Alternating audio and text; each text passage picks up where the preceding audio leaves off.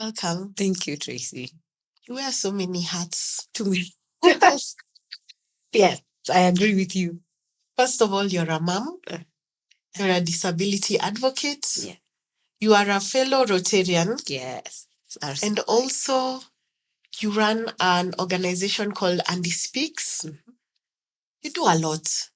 So, if you were to give yourself like a superhero name, what would it be? Oh my God. Or what would you be doing as a superhero? What would be your power? Yes. Wow, I've never been asked that question. So that when you got me flat foot. Oh my God, I have no idea. I used to I actually like that. He's not a super whatever, but no, that does it. It's not even relevant. Neurodivergence, those are the worst things like that. That I can't even tell you. Maybe Superman, Superwoman. Is there a Superwoman one? Right? Yes. Because that's what everyone calls me. Yeah. I'd go for that. But yeah, I like nurturing. Mm-hmm. I'm a fixer. Yeah. I would think so. Yes. So you're a fixer. Yes. I like You're a fixing healer. things. Yes. Okay. Like just seeing things getting better is something that fulfills me. Okay. Yes. Wow. Wow. I can see that about you. Definitely with all the things that you do and all the support you're providing people. Kudos. Thank you. Well done. Continue. Thank you. Thank you. So being a mom of 3 boys, 2 of whom who have autism, I'm sure your house is crazy. Some days, not all the time. Some days. A lot must be happening sometimes, some days. Yes. So what is the funniest thing or most hilarious thing that happened recently? It was hilarious. Every day, you see, with autistic kids, Yes. every day is a surprise. Like, I'm trying to think which is the most. I have 2 very different individuals in that house. Like one is geeky, the other one is quiet, but then they will just do something and you'll be like, where did that come from? But the other thing that I love to celebrate is the way they just drop something new every day. And the way my son keeps asking you, when you think they don't really get it, then yesterday, me and my husband were having a conversation. Then we made a joke and then we laughed. And they're like, then he just goes in between. He's like, what's funny? And I'm like, oh my God, you actually, you picked the cues. You understood there must have been something funny for the both of us to burst out laughing. So it's just those small things that they drop off that just get you off guard. And it's always funny. Or when they're attempting to dress up and he comes and he's like, I did it. Wow. Look, I'm wearing police. And then you look at him and you're just like, are you aware you're wearing inside out, upside down? But the thing is, you're just like, you can't break his spirit. You'll be like, yeah, I did it. Yeah. So you have to keep encouraging them. So that some things they would do, but according to them, they don't see where there is something wrong with it. But to us, the typicals, it's just so hilarious. And you're just like, okay. But some of the times, like for Brad can be cheesy. Oh my God. He can do something and you feel like you want to strangle him. But he wants to help. But because of the ADHD, he doesn't know limits. Yeah. Or he would come, like if you walk into our house, they're like, and you're like, huyo ni fundi. Like keep a distance, don't go all out with everyone. So breaking those boundaries and how people react to such, and you're just watching, you're like, okay, let's see this one. Or you're walking in a supermarket, but that is more of a heartbreaking one because of I don't know if to call it stigma or society has changed. Like he'd be like, hi my friend, hi, how are you? And then you're looking at that guy like, better say hi or I'm gonna kill you with my eyes. Because guys are just like, it's something that people are not used to. Well, it is who we were before. Like we're supposed to be friendly. We are Africans. We know we are open to each other. So it's heartbreaking and funny how people react, especially when they see the face you're giving them at the for us, we're mama bears. The proper ones, like, don't you ruffle that one. So then they see the person all of a sudden realizing, like, hi, and they're like, yeah, that's how we do it, that's how we do it. So yeah, it's a mix. You never get the like extreme ha-ha-has in ours. Ours is only subtle here and there. Okay. Yeah. So basically, it's their fun world, and we live in it. Yes. So we just join and blend into their world. Because if you try bring them in yours, it's going to be very frustrating. It is going to be very frustrating. That's true. Yeah. Okay. So April, we're in the month of April. Yeah. It's Autism Awareness Month. And acceptance. Yes. So definitely being a mom, you're a caregiver. Yes. So what can you describe to people about autism that they probably assume or they don't know about it? Firstly, autism is a very wide spectrum. Like the way you think like, oh, we're all human, oh, we all have favorite things. For autistic individuals, you meet one person, you've met only one person. There is no two people who are the same.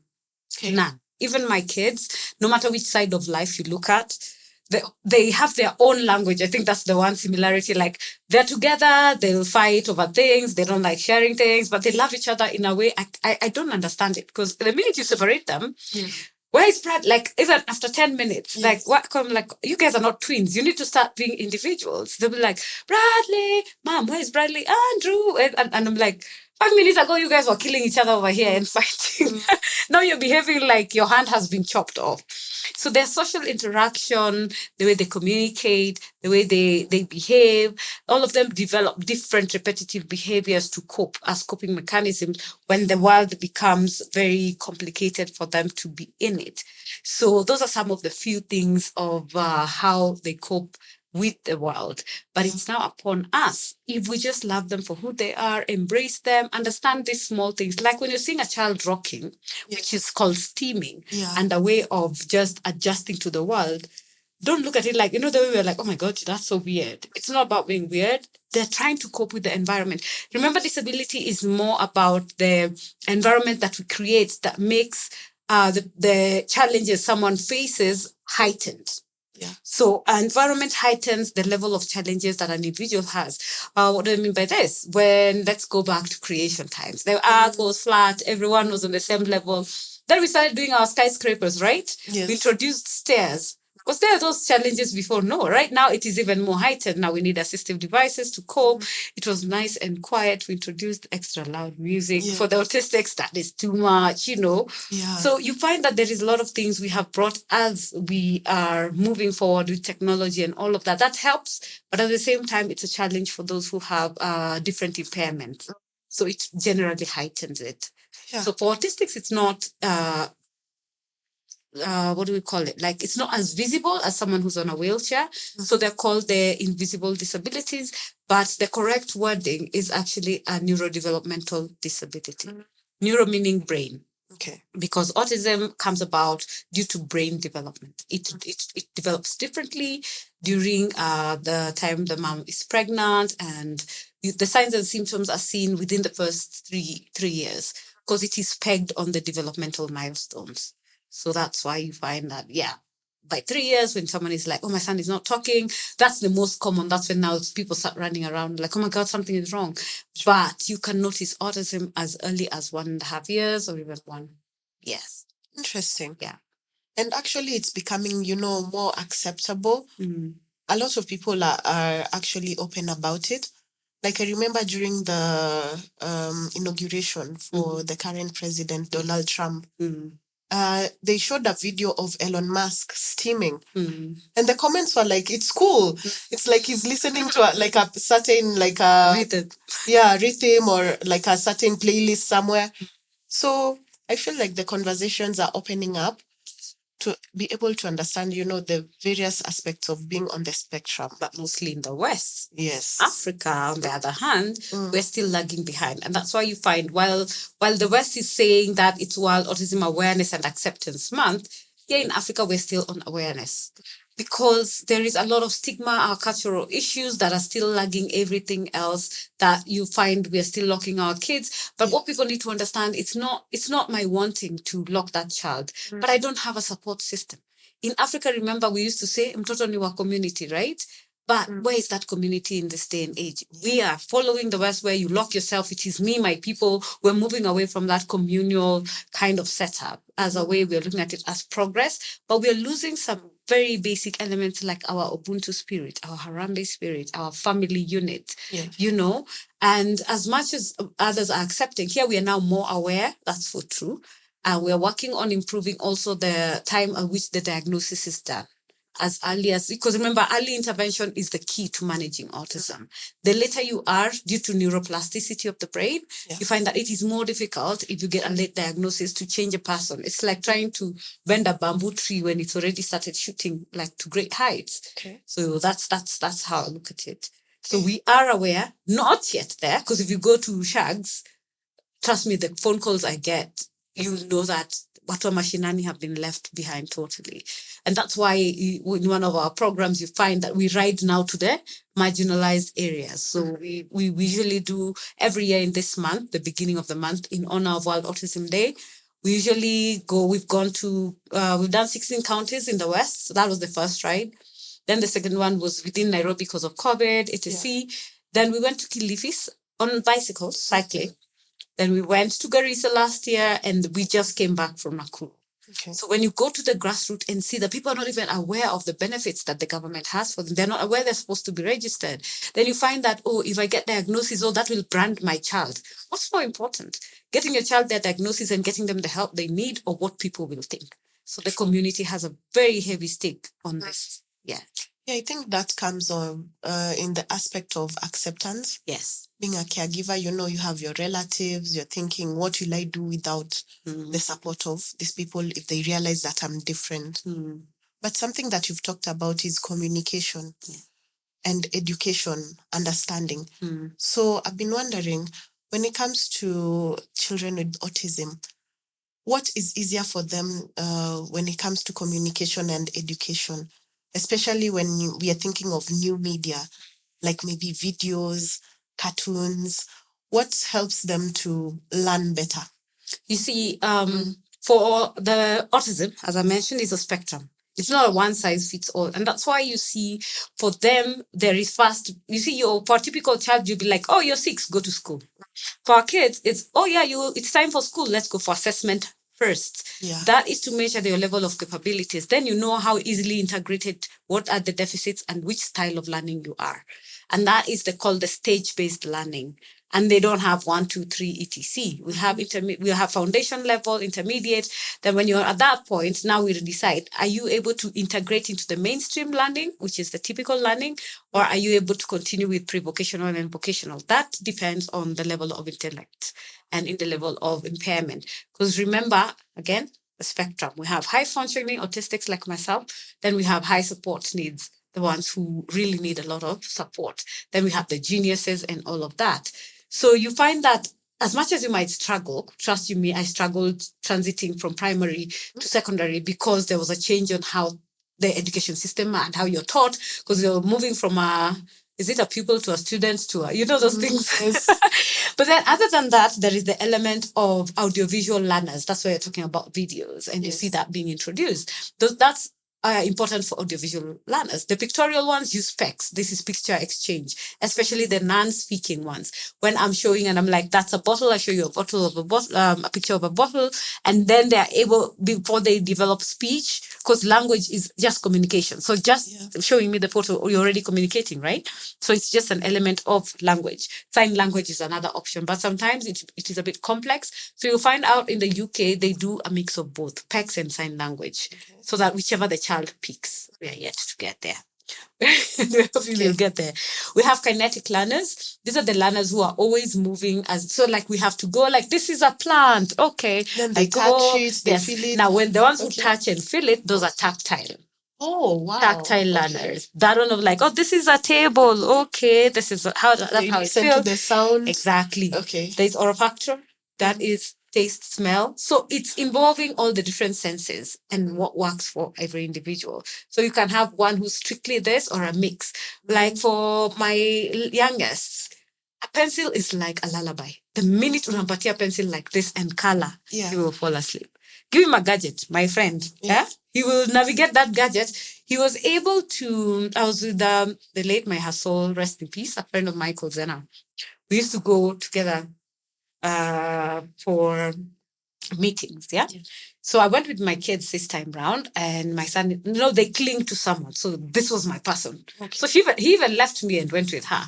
So when we go to that side, he's like, oh my God, your son opened. And remember, phones for VIs are not like ours. For them, you have to like double tap. listen to what it says, and then like it's totally different. So my son picked up that phone. He was able to open, he was able to download YouTube, he was able to get YouTube Kids and get whatever it is, my friend. When we were trying to order Glovo, I could not. Mimi, with all my techie, I could not order things on Glovo, but my son was able to. Yes. So you see, they have very high intellect, but he still cannot write his name.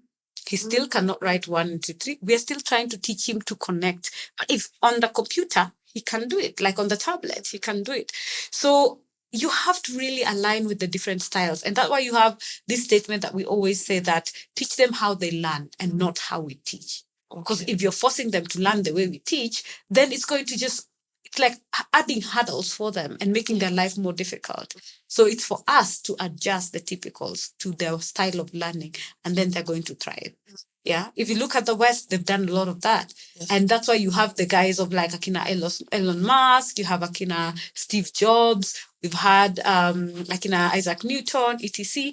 It takes that parent engaging them with the right space, giving them the right assistive devices, allowing them to thrive. You go tell your parent that you don't want to go to school, you want homeschooling.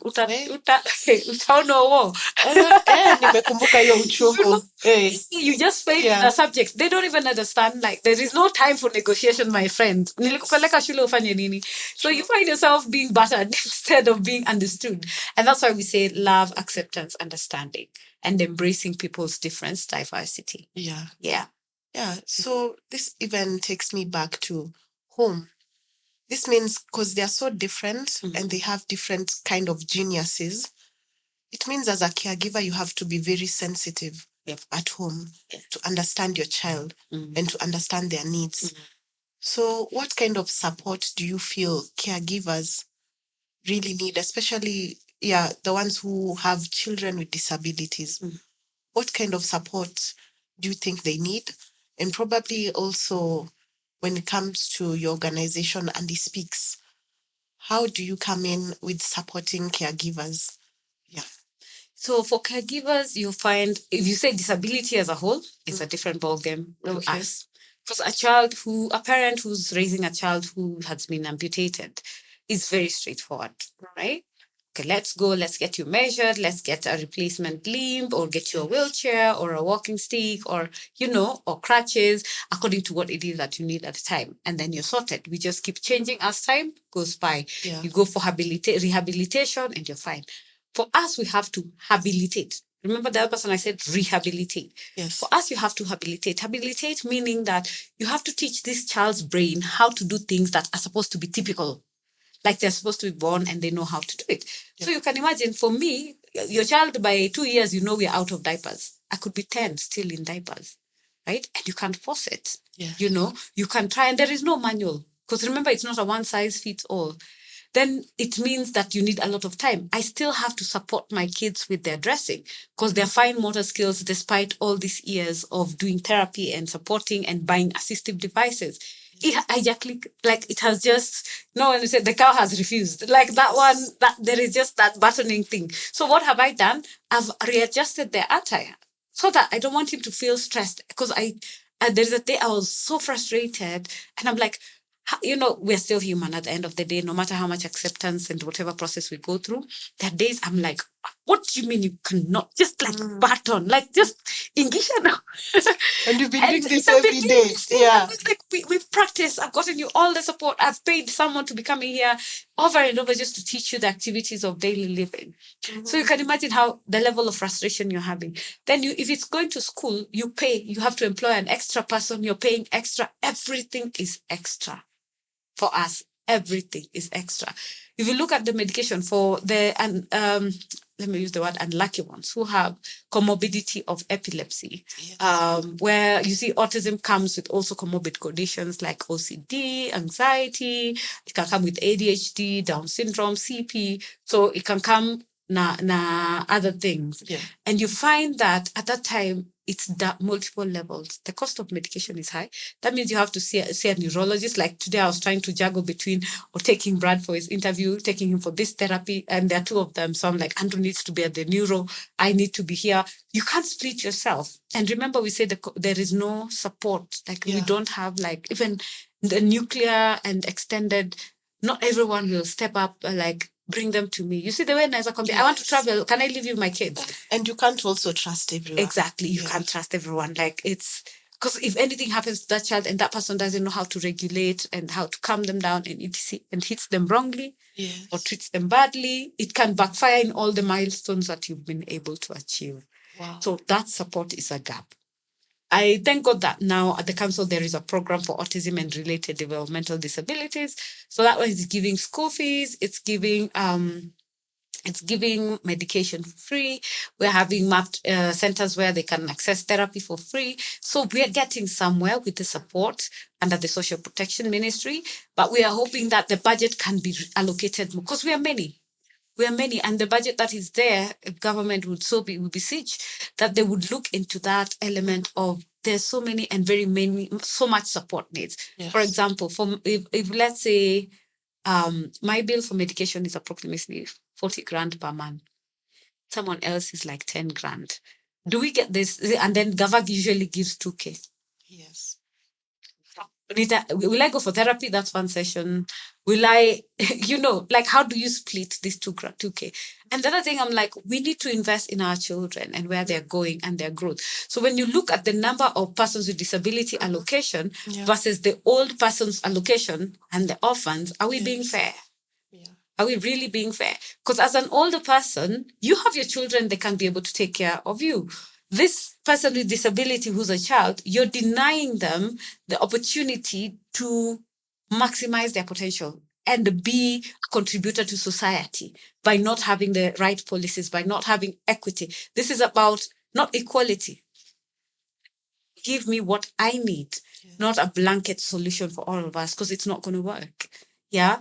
And I thank God that right now with the act that is about to be ascended by the president, so hope it has been passed, it's just his signature that's remaining, that there at least the caregivers will be considered. Because like benefits like tax exemption, it's there. We're the ones who are buying things, we're importing things, we're still paying our taxes, yet we're not getting much out of it.